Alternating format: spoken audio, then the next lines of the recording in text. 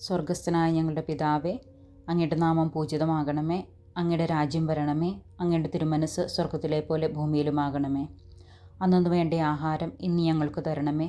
ഞങ്ങളോട് തെറ്റ് ചെയ്യുന്നവരോട് ഞങ്ങൾ ക്ഷമിക്കുന്നത് പോലെ ഞങ്ങളുടെ തെറ്റുകൾ ഞങ്ങളോടും ക്ഷമിക്കണമേ.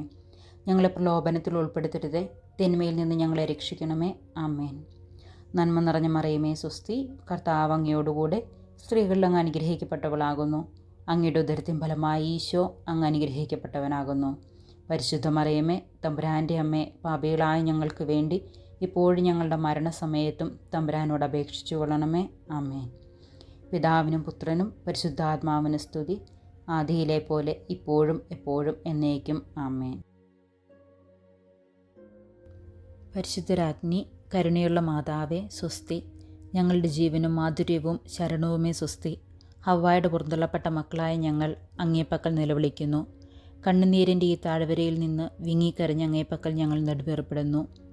ആകയാൽ ഞങ്ങളുടെ മധ്യസ്ഥെ, അങ്ങയുടെ കരുണയുള്ള കണ്ണുകൾ ഞങ്ങളുടെ നേരെ തിരിക്കണമേ. ഞങ്ങളുടെ ഈ പ്രവാസത്തിന് ശേഷം അങ്ങയുടെ ഉദരത്തിൻ്റെ അനുഗ്രഹീത ഫലമായ ഈശോയെ ഞങ്ങൾക്ക് കാണിച്ചു തരണമേ. ഏറ്റവും കരുണയും വാത്സല്യവും മാധുര്യവും നിറഞ്ഞ കന്യകാമറിയമേ. ആമേൻ. വിശ്വാസപ്രമാണം. സർവശക്തനായ പിതാവും ആകാശത്തിൻ്റെയും ഭൂമിയുടെയും സൃഷ്ടാവുമായ ദൈവത്തിൽ ഞാൻ വിശ്വസിക്കുന്നു. അവിടുത്തെ ഏകപുത്രനും ഞങ്ങളുടെ കർത്താവുമായ ഈശോ മിശിഹായിലും ഞാൻ വിശ്വസിക്കുന്നു. ഈ പുത്രൻ പരിശുദ്ധാത്മാവിനാൽ ഗർഭസ്ഥനായി കന്യകാമറിയത്തിൽ നിന്ന് പിറന്ന് പന്തിയോസ് പീലാത്തോസിൻ്റെ കാലത്ത് പീഡകൾ സഹിച്ച് കുരിശിൽ തറയ്ക്കപ്പെട്ട് മരിച്ച് അടക്കപ്പെട്ട് പാതാളങ്ങളിൽ ഇറങ്ങി മരിച്ചവരുടെ ഇടയിൽ നിന്നും മൂന്നാം നാൾ ഉയർത്ത് സ്വർഗത്തിലേക്ക് എഴുന്നള്ളി സർവശക്തിയുള്ള പിതാവായ ദൈവത്തിൻ്റെ വലതുഭാഗത്തിരിക്കുന്നു. അവിടെ നിന്ന് ജീവിക്കുന്നവരെയും മരിച്ചവരെയും വിധിക്കുവാൻ വരുമെന്ന് ഞാൻ വിശ്വസിക്കുന്നു. പരിശുദ്ധാത്മാവിലും ഞാൻ വിശ്വസിക്കുന്നു. വിശുദ്ധ കത്തോലിക്ക സഭയിലും പുണ്യവാന്മാരുടെ ഐക്യത്തിലും പാപങ്ങളുടെ മോചനത്തിലും ശരീരത്തിൻ്റെ ഉയർപ്പിലും നിത്യമായ ജീവിതത്തിലും ഞാൻ വിശ്വസിക്കുന്നു. ആമേൻ.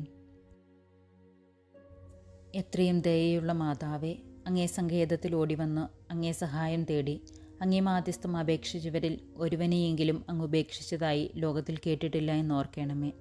കന്യാവ്രതക്കാരുടെ രാജ്ഞി, ദയയുള്ള മാതാവേ, ഈ വിശ്വാസത്തിൽ ശരണപ്പെട്ട് അങ്ങേ തൃപാദത്തിങ്കൽ ഞാൻ അണയുന്നു.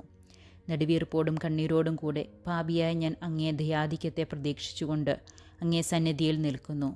അവതരിച്ച വചനത്തിൻ മാതാവേ, എൻ്റെ അപേക്ഷ ഉപേക്ഷിക്കാതെ ദയാപൂർവം കേട്ടരുളണമേ. ആമേൻ. സങ്കീർത്തനം 91. അത്യുന്നതൻ്റെ സംരക്ഷണത്തിൽ വസിക്കുന്നവനും സർവശക്തൻ്റെ തണലിൽ കഴിയുന്നവനും കർത്താവിനോട് എൻ്റെ സങ്കേതവും എൻ്റെ കോട്ടയും ഞാൻ ആശ്രയിക്കുന്ന എൻ്റെ ദൈവവും എന്ന് പറയും. അവിടുന്ന് നിന്നെ വേടൻ്റെ കെണിയിൽ നിന്നും മാരകമായ മഹാമാരിയിൽ നിന്നും രക്ഷിക്കും. തൻ്റെ തൂവലുകൾ കൊണ്ട് അവിടുന്ന് നിന്നെ മറച്ചുകൊള്ളും. അവിടുത്തെ ചിറകുകളുടെ കീഴിൽ നിനക്ക് അഭയം ലഭിക്കും. അവിടുത്തെ വിശ്വസ്തത നിനക്ക് കവചവും പരിചയവുമായിരിക്കും.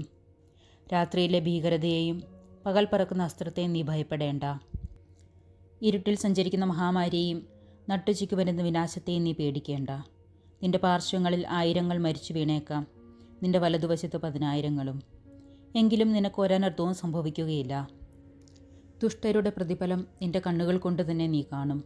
നീ കർത്താവിൽ ആശ്രയിച്ചു, അത്യുന്നതിൽ നീ വാസമുറപ്പിച്ചു. നിനക്കൊരു തിന്മയും ഭവിക്കുകയില്ല, ഒരനർത്ഥവും നിന്റെ കൂടാരത്തെ സമീപിക്കുകയില്ല. നിന്റെ വഴികളിൽ നിന്നെ കാത്തുപാലിക്കാൻ അവിടുന്ന് തൻ്റെ ദൂതന്മാരോട് കൽപ്പിക്കും.